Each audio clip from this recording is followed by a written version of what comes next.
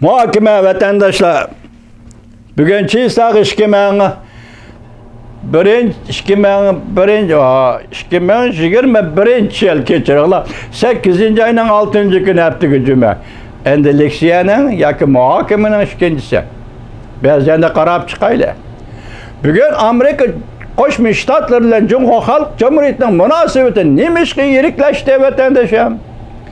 Hozir biz siz yashab turgan mushu vaqt ichida Amerika Qo'shma Shtatlari adolat prinsipini, odamgarchilik prinsipini, xalqaro nizomnoma va prinsiplarini chiqish qilgan holda boshqa masalani qo'yib turaylik.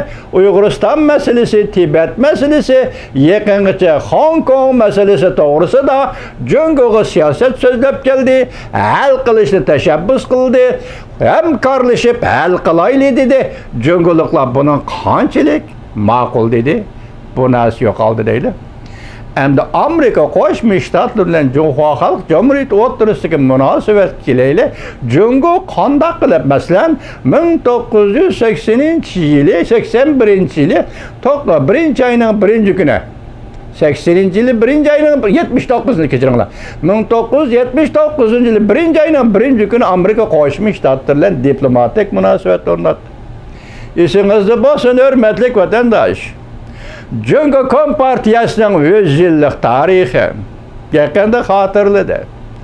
Avvalgi 50 yil, masalan 1921-yili Jungo Kompartiyasi Shanxayda qurilgandan boshlab 1971-yilgacha 50 yil Rossiyaning nenini yedi, Rossiyaning chayini ichdi. Kommunistik International Shanxayda bu partiyani qurib berdi. Stalin shu kundan boshlab bu partiyaga, Jungo Kompartiyasiga rahbarlik qildi. Wang Mingni Moskvaga elib berib oldi. Mao Zedongning partiyaga Kompartiya sekretar bo'lishiga qarshi turdi.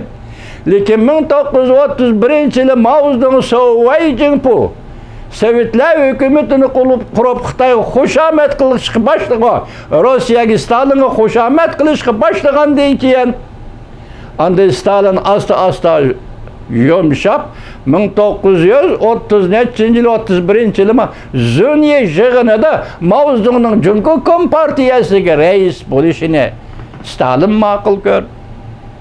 Oxiri nima bo'ldi? 1950-yilga kelganda Moskva shartnomasini imzolab, Manjuriyani Uyg'uristonni Xitoyga qo'shib berdi.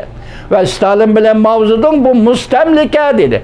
Ben sana Manjuriyani Uyg'uristonni mustamlik qilib birman deb tugid. Stalin o'ldi. Endi diqqat qiling, Xitoyning millatchiligi qo'zg'aldi. Millatchilikning birinchi ifodasi xalqaro kommunizm harakatiga kim rahbarlik qildi? Stalindan keyingi avlodi Xrushchevdan talashdi. Sovet Kommunistik Partiyasidan talashdi. 10 yil 1960-yil, 64-yillarda boshlangan bu kurash, ideologiya sohasidagi kurash 1969-yillarga borgan vaqtida Xitoy bilan Rossiya o'rtasida urush, rasmiy urush davri kirdi. Masalan, Damanski Arli urush voqeasi, masalan, Uyg'uristonning Cho'chak viloyat Terakda davoni urush voqeasi kirdi. Demak, bu yerda rol o'ynayotgani Xitoy millatchiligi. Rossiyani ko'zga ilmayotdi degan gap. Stalinni va uning avlodi ko'zga ilmayotdi degan gap. Endi cho'rivatda bu tarixni oxirlashtirdi.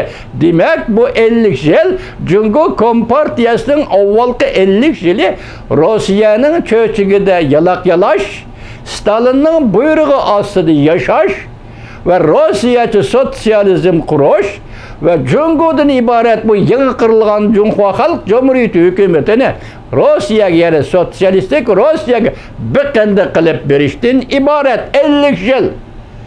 Jungo Kompartiyasining avvalgi 50 yili mushundaq o'tdi. Endi diqqat qilaylik, hurmatli vatandosh. 1972-yildan boshlab Davlat ishlar kotibi Kissinger Pokiston orqali Jungo'ga yetib keldi. Balki bu qo'sh etish Amerikaning qo'sh etishi emas. Rossiya tarafdan zarbiga uchrayotgan, Rossiya tarafdan besimga uchrayotgan mavzudan Jungo Kompartiyasi o'zini qayerga qo'yishni bilmadi. Qochadigan yer topolmadi, yo'linadigan tog' topolmadi. Oxiri bu tog' tepildi. Bu tog' qaysi tog' edi? Amerika Qo'shma Shtatlari. Amerika Qo'shma Shtatlariga tayinish, Amerika Qo'shma Shtatlarini orqa tirak qilish, shu orqali Rossiyaga taqobil turish ma'qul. Amerika Jungo birlashib taqobil turdi Rossiyaga. Kommunistik, sotsialistik Rossiya 1991-yili hukmron bo'ldi. Endilikda navbatda Amerika Qo'shma Shtatlari bilan Jumhur Xalq Jumhuriyatining o'zaro munosabati 1971-yildan hisoblasangiz 2021-yilga to'g'ri 50 yil o'tdi. Xitoyning tabiiy va qanqini singib ketgan millatchilik, vara millatchilik, Xitoycha millatchilik dunyoni birlik keltirish, dunyoga hukmronlik qilishdan iborat datungi millatchilik oxiri yana bosh ko'tardi. Bu bosh ko'tarishning tipik misoli, boshqalarni qo'yib turib tipik misoli 2014-yil 5-oyning 20-kuni Beijingda 40 davlat yig'ini Osiyo, Afrika chaqirilganda Rais Xi Jinping o'zi oshkor o'tirg'i chiqib nima dedi? Osiyoliklarning Osiyosi. Amerika Osiyoda chiqib ketishi kerak dedi. Şundayız tünüge yaqinlatgan Rais Xi Jinping nima dedi? Mushu o'zining 8 yillik hayotida Amerika qarishtirishdan iborat siyosatni xulosalab, Sharq bosh ko'tarishga boshladi, G'arb cho'kishga boshladi dedi. Bu ayni chog'dagi mavzuning Sharq Shamli, G'arb Shamlini besib tushdi degan siyosatning davomi edi. Demak, millatchilik bosh ko'tardi. Amerika qarshi millatchilik. Buning ifodasi dunyoga hukmronlik qilish, insoniyat o'rtaq gavdasi degan shuarlarning o'ttirg'i chiqishi va buning uchun oldi bilan o'zining obrazini tiklash uchun birinchi bo'lib mustamlik Uyg'uristonda irqiy qirg'inchilik, Uyg'ur qirg'inchiligini yo'lga soldi. Dunyoga o'zini ko'rsatmoqchi bo'ldi. Bugün avvalgi prezident Trump hükümeti, bugün yarım yıl bo'lsin hozir hokimiyat başda prezident Biden hükümeti mushu masalalarni oxirlashtirish, Tibetda zulmni oxirlashtirish, Uyg'uristonda qirg'inchilikni oxirlashtirish, shuncha tirishchilik ko'rsatib kel, Xitoyda chekinish yoki yo'l qo'yish degan taraddud yoki g'araz o'ttirg'i chiqmadi.